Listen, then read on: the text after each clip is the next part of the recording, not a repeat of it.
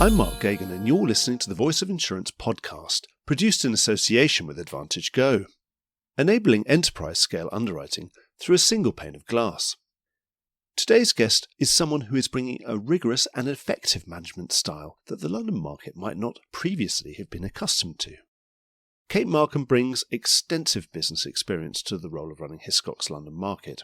Some of this comes from entirely outside our industry, as well as the retail insurance space. Her work in restoring top performance to this Lloyd's blue chip and keeping it there has entailed a lot of new management thinking and not inconsiderable cultural change to embed a performance mindset that is bottom-up rather than top-down. It's refreshing, and this podcast dives right into the issues facing Hiscox and the wider London market on immediate concerns about reinsurance renewals and how they will affect coverage such as property cat and classes such as specialty and cyber. We also talk about the bigger picture, addressing digital transformation, algorithmic underwriting, and the diverse talent requirements of the market of the future. Kate is personable, eloquent, and concise, as well as being direct, and this is a really enjoyable exchange with someone who is right on top of their brief. Enjoy the podcast. This episode is supported by Oxbow Partners. Oxbow Partners is a management consulting business specialising in the London, Bermuda, and European insurance and reinsurance markets. In fact, in 2021 and 2022, they were named one of the top 10 consultancies in the sector by the Financial Times. It's fascinating speaking to the team about the kinds of topics they're supporting, helping reinsurers take a strategic view of their operating models, designing smart follow syndicates in the Lloyd's market, and developing ESG responses. The company's strapline talks about giving executives a fresh perspective. So if you're keen to understand the challenges and opportunities coming down the track for your business, I'd recommend giving the team at Oxbow Partners a call. Kate, welcome to the Voice of Insurance. Thank you. It's lovely to be here. Well, I'm sure you're basking in the glow of really good results, and Hiscox London Market's results have been really strong for the last 18 months. Would it be fair to say now that that hard remediation work you did in the last few years, is that over now? I think that's fair. I think we want to stop using that word remediation. So the hard graft is done. We're really thrilled with where the team have got to. They've made the tough decisions. They've had the tough conversations. The brokers have been really supportive. And I think what we're left with now is just that consistent process of taking out the bottom and replacing with better, but no more major course correction. So it's a bit like a permanent culture change, because I suppose it's never actually over. And if you ever declare it to be over, then of course it'll come back. Exactly. And you can never say that your job is done. You can never say that you've got a perfect portfolio. And we're never going to say that within Hiscox. But in terms of 311, I think you've heard about that strategy. That lives on, but it's going to live on in a different way. So it now is what we do. It's embedded in the business. I think the logic of tackling the loss ratio, thinking about expenses, thinking about commission as three separate levers that you can pull is... So just to clarify, 311 is 3 points off the loss ratio every year. Try to get 1 off your own expenses and 1 point off the commissions off your acquisition costs. Exactly. So that's where we started. And where we were a few years ago was taking 5 points off the combined was something that we needed to do and something that we definitely wanted to do. And it was achievable. And that's played through, and the book's in a different place now. But the thinking around that, I would say, is embedded in the business. So it's very much a bottom-up process. And I think that was the power that sat behind it. It wasn't something that I drove from the top and said that, this is the way it's going to be. It was led by the underwriters. It was led by them and their knowledge of the books of business that they had at the time and the levers that they felt they could and should pull to make the portfolio stronger. How long can you keep that up? Because obviously you can't do it every year and go down to zero. So at some point, there must be a natural point at which you say, what's a reasonable sort of attritional loss ratio? What's a reasonable level of expenses or an ideal level of expenses? And what's an ideal level of acquisition cost? You're right. You can't keep going forever. You can't keep taking 5 points off year after year after year. But I think the thinking can go on forever. So if you're looking across a portfolio of business, is there something I can do here that's going to improve my loss ratio? So it might not be 3 points anymore, but what's going to make my attritional loss performance stronger in the next 12 to 18 months? What can I do to manage my cat better? What can I do to continue to focus on expenses and to think about commissions? So that's really how 311 will morph in the next 12 to 24 months. It's that bottom-up way of thinking that's embedded in the business, but less about a specific target and less about us tracking and controlling it from the centre. We'd never control it from the centre, but we've tracked progress against it from a management point of view. And I think that will become less of an area of focus for us now. You had a stated aim of becoming the most consistently profitable of the largest 5 Lloyd's businesses. I think that's right. Please correct me if that's at all wrong. How do you feel you've progressed on that aim? We're really pleased with the progress that we've made. So I think we've cracked that on a 1-year basis, maybe a couple of times in the last few years. But what we haven't done is we haven't delivered that over a multi-year basis. And that's what we really mean by that goal, is not just to be a one-hit wonder, but to be consistently seen as a really profitable syndicate in Lloyd's and one of the bigger syndicates in Lloyd's.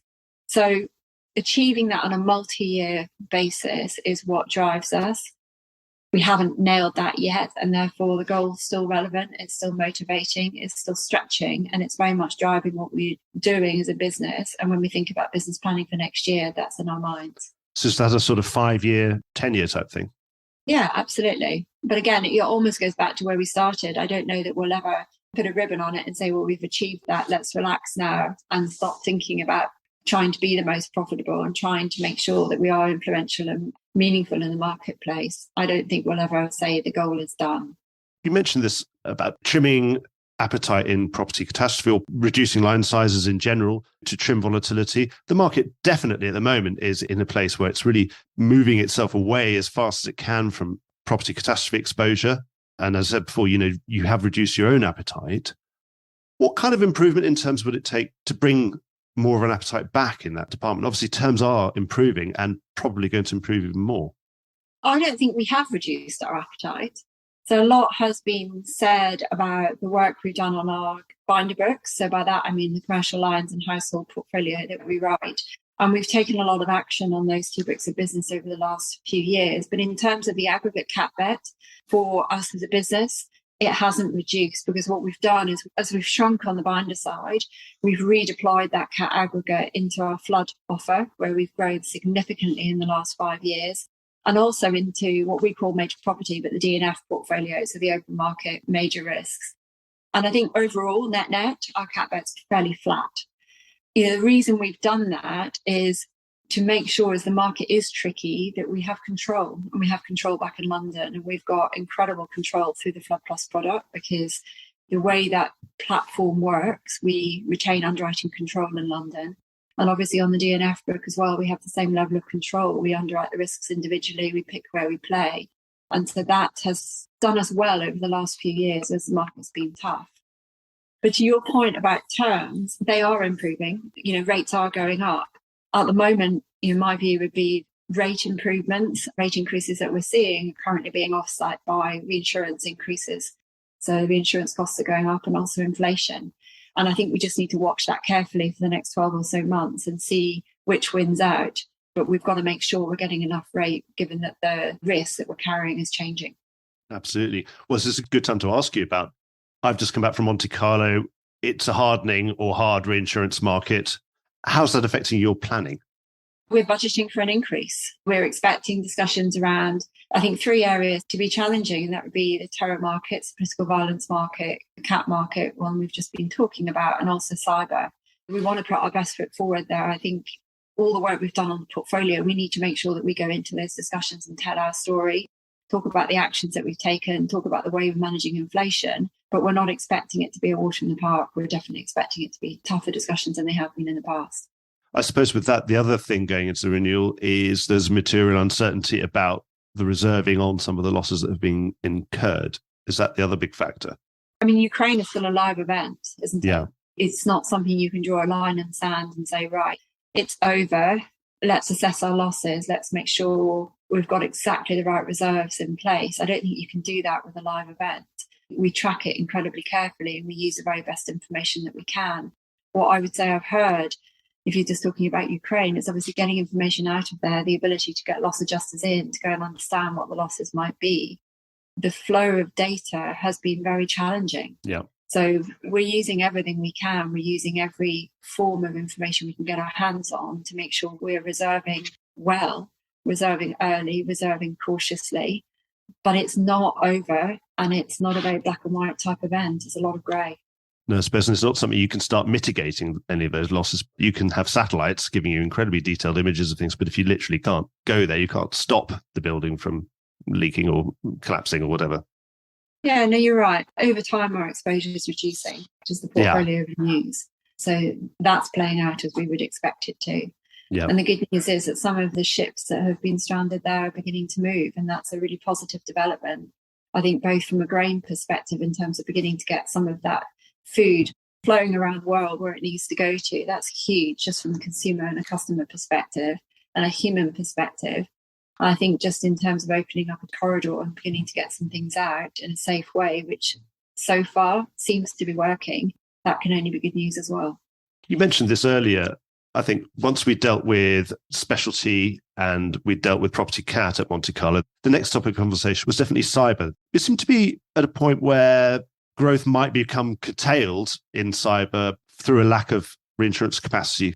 Do you think we're any closer to unlocking some of that capacity that's going to be needed if we're going to continue growing this class?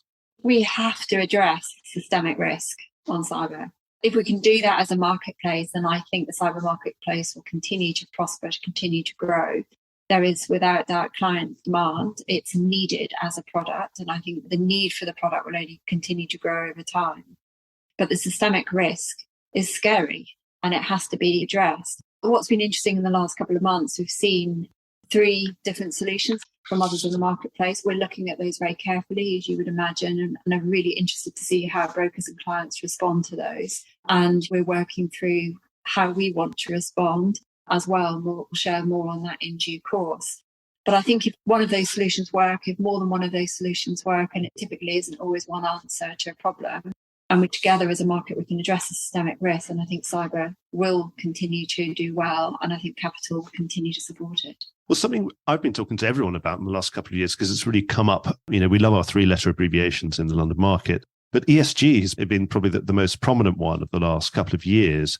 I just wondered what your view is of ESG and what's your strategy around it. Some people view it more as a sort of compliance thing, and other people see it as a massive business opportunity, and some a bit of both.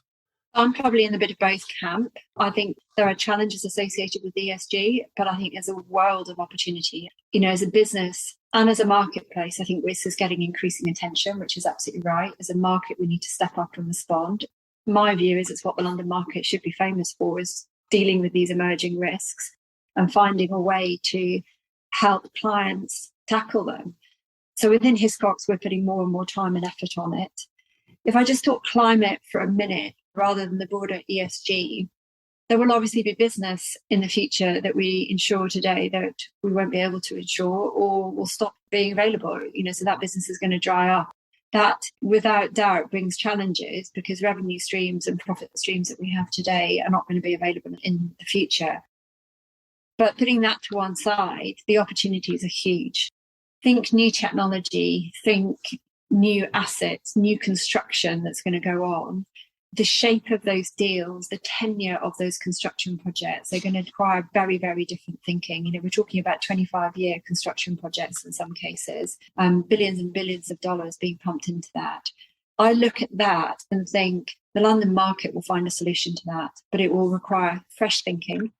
It's going to require innovative thinking, and it's going to require some courage as well to find a way to do that. But I think that brings a world of opportunity. That, I would say, is mainly on the property side. But if you just think about the casualty side, there are going to be new and emerging liability risks emerging as companies try to transition. And I don't think we know today exactly what those are going to be, but unmet needs there that clients, I think, will look for support on. And if you think about professional services, we might have oil and gas consultants today. I'm sure there's going to be swathes of green consultants and all sorts of other things, professional services, capabilities and offerings that spring up around the world to help organisations make this transition. And that brings, again, new forms of insurance, new needs that we'd like to respond to. You see the whole new liabilities of greenwashing and other things appearing, and presumably, obviously, it's always going to be a D&O risk because everything seems to up in D&O as well, doesn't it? On the standard side, not only is it completely vertical for the whole of the insurance industry and the whole value chain of the insurance industry, but of course it's sort of horizontal as well, that it affects everybody and everything. So it affects all your clients, it affects what you do, it affects people who invest, who buy Hiscox stock or lend you money. And then obviously it affects who you buy reinsurance from as well. or who you sell a cat bond to. So do you think an insurance framework around ESG to clearly define some of these things and make that an efficient process? Because it might be a bit odd if everyone ends up, say, Hiscox has a 50-question proposal form and then Beazley has another 50 questions. And of course, Marsh has got their own version of it and Aon's got another one. It sounds like a recipe for a potential mess of data and expense. Do you think we're going to get our own kind of standards, or do you think they're like to be imposed upon us one way or another? I think standards will emerge, definitely. They have to, for all the reasons that you've just touched on. If we're going to be efficient and if we're going to provide a common understanding, a common foundation for customers, we're going to have common standards. I think it's going to be a bit bumpy, though, until we get there. So everything's voluntary at the moment. There's so many different options. We're evaluating lots and lots of different options. We're backing one horse at the moment. Whether that turns out to be the right horse to back in the future, who knows? But I think everybody's making their own decisions on the basis of best information that's available today. I absolutely think standards will emerge, though. And I know a lot of people in the industry are driving that and trying to promote standards. And that's something that we will always back. Let's watch this space and hope that the industry can do something to help itself before perhaps a regulator wakes up and then imposes something on us that we probably didn't want. You mentioned this before about efficiency, and obviously, given your background on the consumer side of the business, digital insurance, and as part of your long-term strategy to keep cutting the expense ratio and become more efficient, we're talking a lot about digital first now with the latest iteration of the blueprint at Lloyd's. How far off are you? I'm sure you'd say you want to be a leader in that and want to be one of the first digital first London market insurers. I don't know. I'm putting words in your mouth, but I assume you'd say that. So how far off are you? It varies by line of business. So yes, we definitely want to be a leader in that space. I think it's going to take time. I don't know if all of the organisation and all lines of business are ever going to be 100% digital first, but we can come back to that. But if I take Flood and our Flood Plus product as an example, I'd say that's digital first. So we can quote bind risks without anybody touching it. It's available 24/7. It's available nearly real time. You're talking about a few seconds from wherever that client is sitting. We can do that from London. And that to me is a digital first business. It's supported by people, don't get me wrong. We've got incredible tech teams that sit behind that. We've got incredible underwriting, pricing teams that help make that work. But in terms of the day-to-day, can we underwrite a risk, select a risk, price a risk, return a risk, bind a risk? Can we do all of that? Yes, we can. How far do you think you could go with all of these? I mean, is it the question of getting that submission in a digital format? So again, some of that's presumably beyond your control, isn't it? It's down to the broker and the original client to make sure that you've got something that's purely digital before you start. Yes, but I think the more important thing is this type of risk that you're underwriting. So the flood risks that we're underwriting are small, homogeneous, and they're also 100% backed by us. Yeah, that's the best place to start, is when you can do something 100%. And we're rolling that capability out. So we roll that out across our household book, our commercial book. We have a malicious attack product. We can also do digitally oil and gas, marine employers liability. So the list is growing, and it's growing as rapidly as we can build them out, because the demand is definitely there. But we definitely are starting with the small homogeneous risks and things that will take 100%. Yeah. At the other end of the spectrum, so if I talk to you about excess GL, it's pretty unlikely that we're going to do that on a 100% basis. And therefore, we're approaching that type of risk in a different way. And that's less about having a fully automated algorithm that will underwrite a risk, but more around how do we digitize the process and how do we assist the underwriter by using data and digital to pull in third-party information to help our understanding of the risk, to price the risk in a seamless way, and then present that information to the underwriter in a dashboard so they can then underwrite the risk. So what we're doing at the moment is we're taking about 10 individual manual steps and we're fully automating that and then handing it to the underwriter so that they can look at it. And that, I think, is probably going to be the model for the bigger market complex risks for a period of time. So in terms of what you're describing with Flood Plus, would you describe that as algorithmic in any way? Yeah. And effectively, you can do the tweaking. You can tweak it, but it will go and do that underwriting without you having to do anything. Yes. So at the core of Flood Plus is a highly sophisticated pricing algorithm and underwriting algorithm. That's something that we've been developing for over 10 years. We developed it with Flood. We've had it on other products in the past as well, but I'd say Flood is the model that we're really scaling now.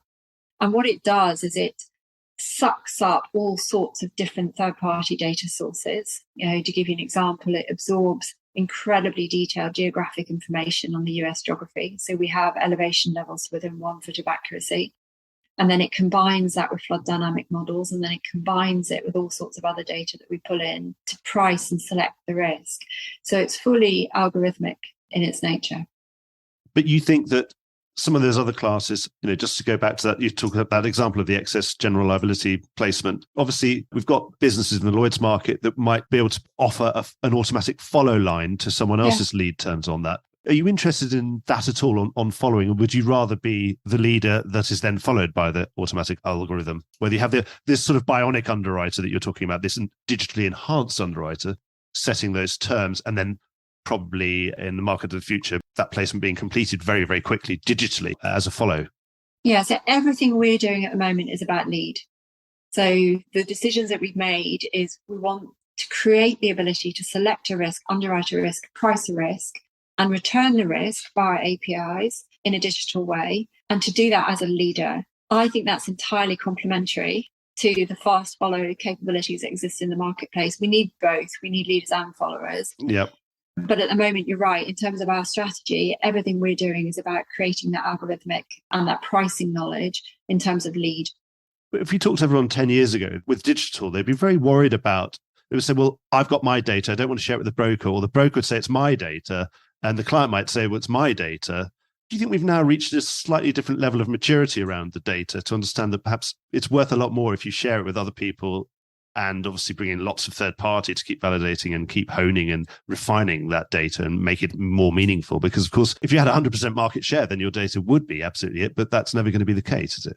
It's definitely worth a lot more when it's good data, when it's clean data, when you can trust that data. And I think that's where we are as a marketplace. So yes, I think we are maturing as an industry. I think the Data Council is doing incredible work in terms of tackling those discussions head on. And the fundamental shift in terms of progress is that the brokers are at the table. And that was something that Sheila Cameron in particular drove very directly when she set up the Data Councils, to say we cannot do this without the brokers. And therefore, let's make sure that the brokers are really well represented, because it has to start with the clients. It has to start with the brokers. But in a world where there's consistent data, there's clean data, there's trusted data, we're totally up for sharing it. And I think that's where the efficiencies will come from.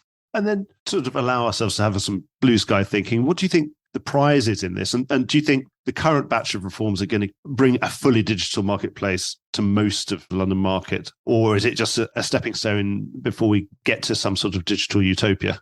I don't know if we're ever going to be a fully digital marketplace, and I can maybe come back to that in a minute. But in terms of the difference that clean data and good data and shared data can have, I do think that will deliver huge benefits in time. I think these things always take longer than we anticipate.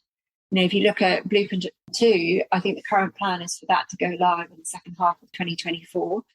And then you're starting with a certain proportion of the business, certain number of classes of business. You'll then start, I'm assuming, with new business. You then need to think about your renewal book. So it always takes time to ramp up. And therefore, I think the radical benefits will come through over time, but probably not in the first 12 months. Is it a step in the right direction? And is it going to make the market much more efficient in terms of processing? I absolutely believe it will. So the big prize is more in the service, obviously speed to market, speed to pay claims as well. So it's be able to quote and bind quickly, and then also move quickly and also pay quickly. Yeah, I mean, the quote and bind, as I say, that's a bit I think will sit with underwriters. Once the risk is bound, then I think it will be really quick. And I think that's the bit that Lloyds is building out, the digital processing of that risk. And as you say, if we've got clarity over the cover and clarity over the risk, then there are going to be opportunities for quicker claims payments as well if it's a non-complex claim. So you said earlier that you don't think we will get to fully digital marketplace. Why do you say that? Well, what is fully digital? If you're running and designing an incredibly complex pricing algorithm, that takes people. Yes, there's machine learning. Yes, there's AI. And yes, we're using all of that. But it's still managed and driven by people. The risk, understanding the client, understanding what they're doing, producing the business, talking to the brokers, I don't see that going digital in the short term at all. I just think the relationships and the understanding and the complexity of what we're dealing with need a human discussion. And maybe to bring that alive, I was in Lloyd's recently and I was sitting with our political violence team, and a risk was brought in by a broker, and it was for solar farm construction in Scandinavia.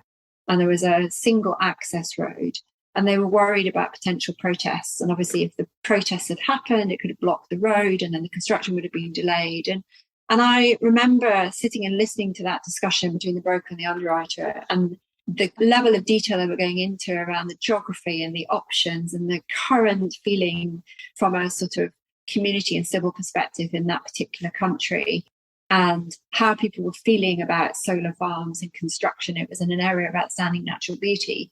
And I sit there and I try and imagine writing a set of questions that I could lock down into a system and say, well, just answer these 10 questions and I'll underwrite your risk. I can't see that happening in the short term for a risk of that nature. Yeah. And if you go back to what we were talking about a few minutes ago with ESG and climate transition risks and all these new perils that are going to emerge, I can't see that being done without people in the short term. Yeah, you wouldn't expect to see Scandinavia on very high on anyone's kind of political risk or political violence schedule. You think it'd be right in the lowest possible sort of greenest category, wouldn't it be? But and I suppose also an algorithm never agreed an ex gratia payment either. Our clients are human, so we need the human focus to actually solve their problems. And if our clients were all algorithms, I suppose that would make more sense, wouldn't it? So I really take your point there. Let's hope that doesn't happen. I want to ask you about diversity and inclusion as well, probably the last question. Well, I want to ask specifically what you're doing to attract more diverse talent into the marketplace, and whether you can see that you can turn that kind of strategy into a competitive advantage over some of your peers.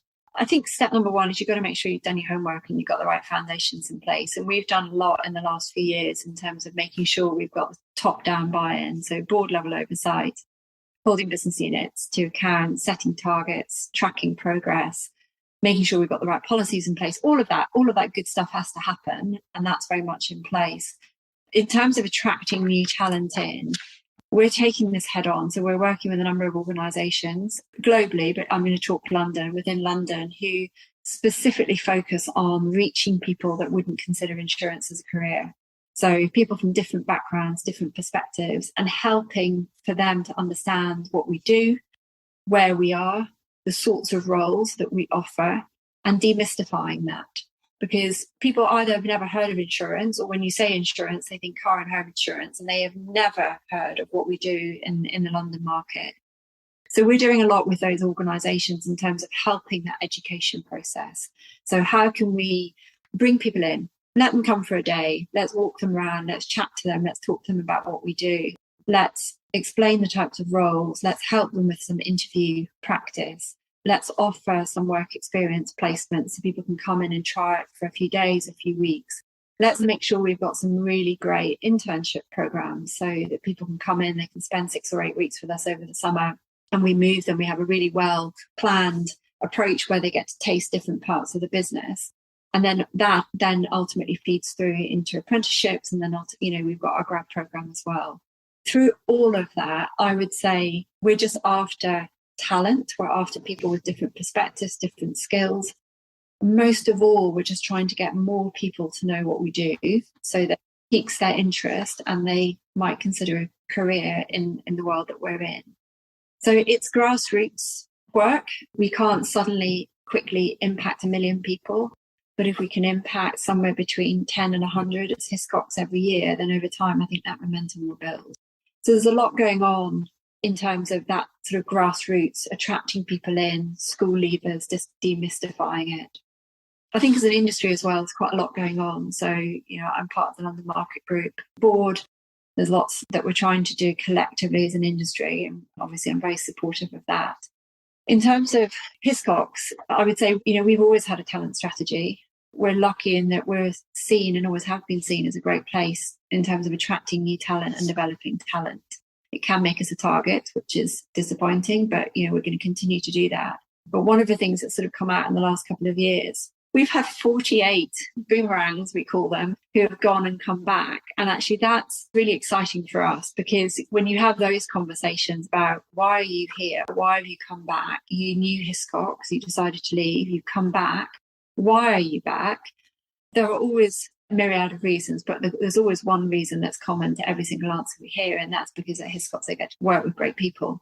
And I think that's the key thing that to me drives talent strategy. If we can continue to find great people, if we can continue to demystify what we do and attract people with different backgrounds and perspectives in, then that, I think, will continue to feed the type of people that we have, the type of people we attract, the type of people we develop, and the type of people we retain. And that ultimately, I hope, will be a competitive advantage. You just reminded me of one of those cartoons that go around social media. Is the one of the two executives talking to each other and saying, what if we spend lots of money training all our staff and developing them, and then they leave? And then the other one says, well, what if we don't train them and don't develop them, and then they stay? It's just one of those. Exactly. So you can't win on that one. So it's yes, better to be in the first camp, I think. Just keep developing people, because they will come back and they do remember. Most people I interview at this C level, when do you think we're going to see more Kates than Johns and Richards? It's coming. It is sort of despair slightly. When I scroll down my last 10 episodes, I don't see enough diverse faces, shall I say.